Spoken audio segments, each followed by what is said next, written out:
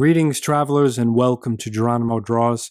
In this episode, I would like to discuss the painting Achilles Dragging the Body of Hector Around the Walls of Troy by Donato CRETI. In the Renaissance, there was renewed interest in the classical world, accompanying the reintroduction of Greek texts into Western Europe. Figures from the Iliad regained significance for their complexity, and the scene of Hector's death is a moment that has been depicted by artists for centuries. The painter Donato CRETI was active during the 18th century in Bologna, and while most of his contemporaries were adhering to the lavish, decorative style of the Rococo, CRETI edged into a crisper, idealized treatment of his figures. In this painting, we are witnessing the desecration of the corpse of Hector as Achilles drags the body of the Trojan prince around the walls of Troy. Achilles is often considered to be the legendary hero from Homer's Iliad, yet he spends most of his time in the poem offstage, harboring a grudge in his tent. The true hero of the timeless tale is reserved for the Trojan champion Hector. Hector is the man who single-handedly animates and motivates the Trojan warriors with a fighting spirit, while never doubting that his fate is to die on the plains of Troy, leaving his beloved wife and son to the mercies of the Greeks. And while Achilles exemplifies heroic strength and prowess, Hector is far more complicated and noble than any of his adversaries. Even Helen, who had been abducted by Hector's brother Paris, describes the Trojan prince as a man of gentle temper.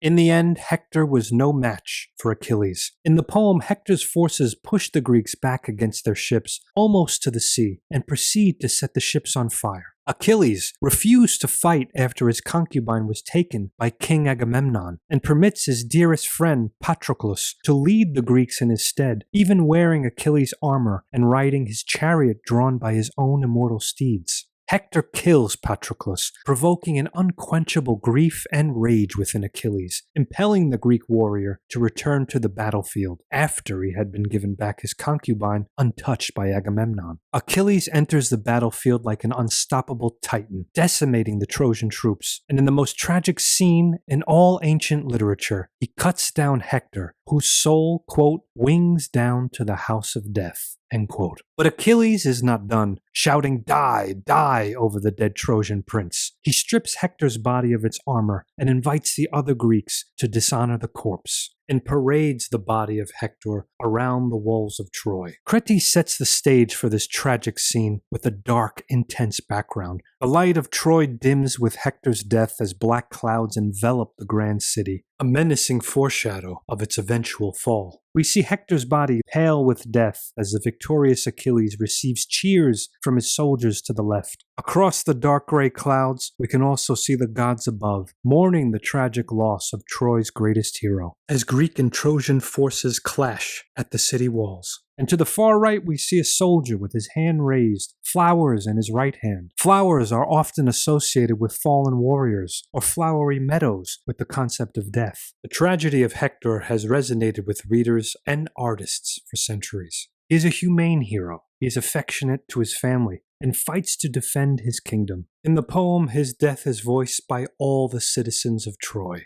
Quote, "They could not have lamented louder if Ilium had been going up in flames." End quote. Not only does this line demonstrate the tragedy that their prince Hector is dead, but it also prophesizes the fate of Troy, which becomes imminent soon after. Thank you for watching.